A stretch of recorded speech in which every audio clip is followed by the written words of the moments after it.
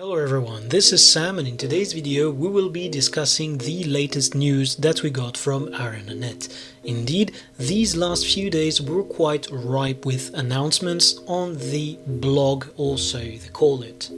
And these news are especially important because they are changing some fundamental ways the game has been played around for quite a while. And what I want to talk about mostly is gonna be the login rewards.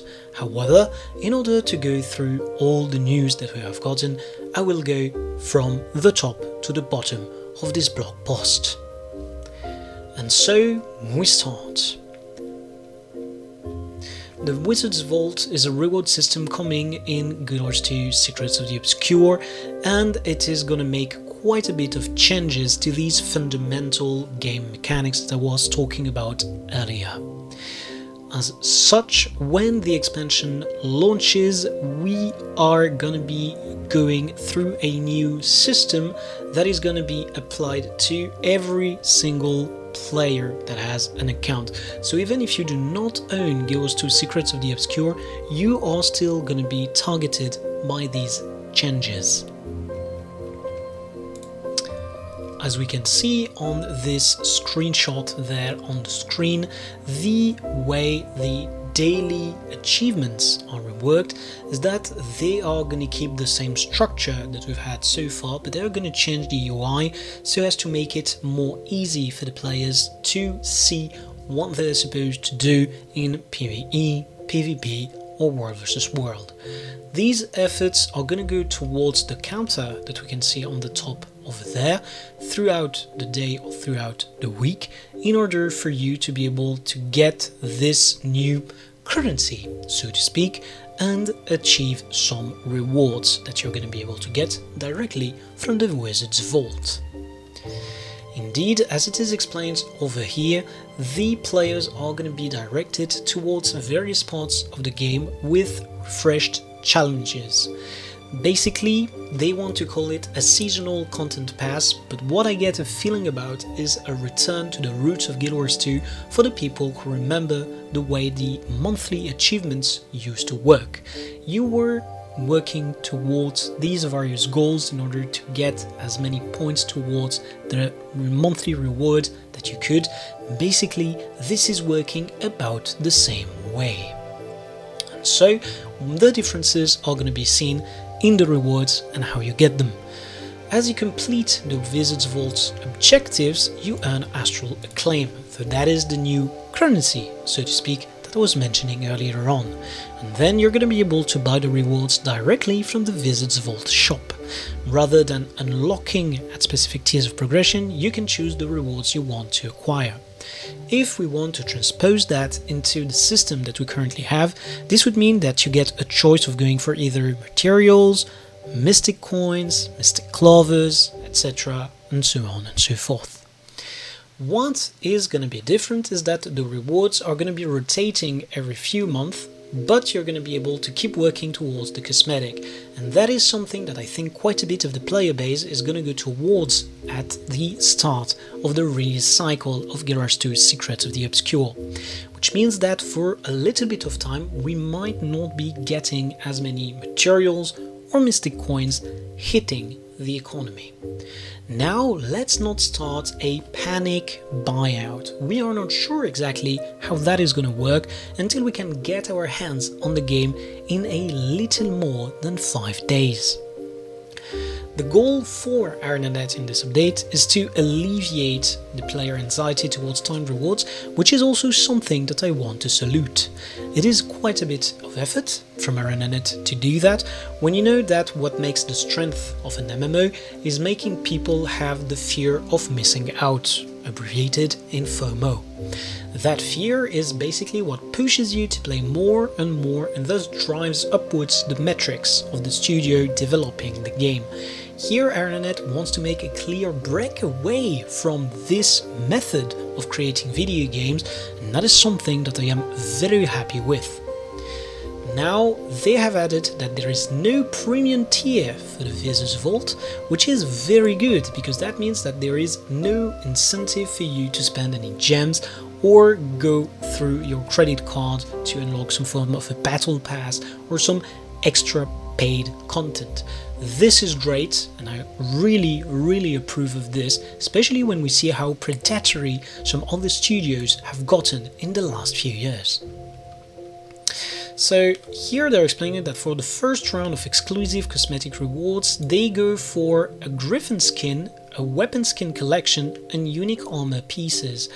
This might also be a way for them to offer an alternative to the Black Lion skins, and that is something I am obviously happy with, because the Black Lion skins are basically a cycle that pushes you through buying more and more keys if you want to unlock all of them, or going through the trading post, which is basically buying the ones that other people got for keys. This system has periclited in the last few years, and having an alternative to it is more than welcome. Now they are also talking about a legendary starter kit, which is meant to go towards the legendary crafting system. Hopefully the new relics are not going to be tied to this system, but the legendary variants are probably going to lie somewhere within. Now I think that this is basically gonna be the Mystic Coin / Mystic Clover form of reward, because if it gives you progress towards a legendary, it should be including some of the items that are the hardest to get your hands on. One for being expensive, the other one for requiring you to play the game a lot. Of course, we'll get to see that when the game releases. Finally, they are making a huge change to the way the daily login rewards are working. Basically, a way that some players were playing the game previously, and guilty as charged, I was one of them, was to get your hands on a lot of alt accounts and then log into every single one of them on the daily in order to stack the login rewards so that you had a steady influx of mystic coins, mystic clovers, and other materials. Naturally, this made it in a way that it was quite profitable to just get your hands on a lot of alt accounts and just farm them by the daily. These alt accounts could of course be purchased, but there were quite a few campaigns. Some of them were a bit of a fiasco, thinking about Kung Fu Tea, that allowed you to get seemingly unlimited alt accounts. So there were some people with dozens, if not hundreds of them, just running macros, logging into the accounts, logging out of the accounts, and amassing massive wealth in such a way.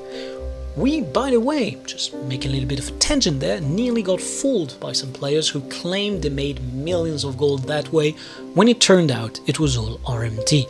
If you're curious about that, I urge you to watch the Cassiano video that I made a few years back. Now, just like they said, the Visas Vault replaces the daily login rewards and daily achievements. That's exactly what I've said. So you'll continue to receive progress towards daily completionist, but the login rewards are gone. And the Wizard's Vault being a Guild Wars 2 Soto thing, ArenaNet of course seems to have played the cards quite right in order for people to access the Wizard's Vault UI, even though they do not have Secrets of the Obscure. However, some rewards will be locked, which I assume are probably going to be cosmetic or expansion related. If they truly phase out all the people who didn't buy the expansion, that would be a terrible blow to the studio's image. So with this that we've had, we can only surmise the points that I have mentioned so far. I think that I've done a pretty good job of going around everything and the possible economic implications, but naturally nothing is certain until we get our hands on the game. With this said and done, it's going to be time for us to go to a little bit more of a light-hearted topic. Indeed, there is a supply drop, a 4-week pass. So if you go towards the gem store with the Black Lion Trading Company, you're going to be able to get a valuable package of items. Basically, on the first time you buy the package, you get the first installment, and then every following Monday you're going to get another one. That's 2.4k gems, and you get quite a bit of rewards for them. So if we look at this picture right here, you get 3 mounts, of a cape voucher, which is, I believe, quite new. Heroic boosters have their interest, but not so much as I would actually say that you should go for that specifically. Then second pack, you get an emote, 2 guaranteed wardrobe unlocks, which are not going to be good for you unless you're quite late into the game and have already unlocked every cheap item that is possible to get on your account. We should also make a video about that, to be honest. And a communal boost bonfire. Communal boost bonfire only has one main use, and that is to boost your magic find when we get into Lunar New Year, but there are always some other way that people find to use these items, some more clever, some not, so let's leave it to them. Finally, week 3, you get a finisher voucher, a Black Lion weapons voucher, and die packs. Not too keen on that. And finally, week 4, 5 Black Lion chest keys, claim tickets, and 1 golden Black Lion key. So is this worth the gems? Quite definitely, because the mounts and the keys just by themselves make up for the value of the pack. So everything else that you get is basically an extra. However, I am not sure I would be purchasing this. So unless you have some leeway with your gems, or you're already quite stacked because you exchanged gold, then I would not advise you to go for that. However, that is the bit of lighthearted news, and with this we've covered everything new that we had these days. And now I wish every single one of you some happy trading and to get rich.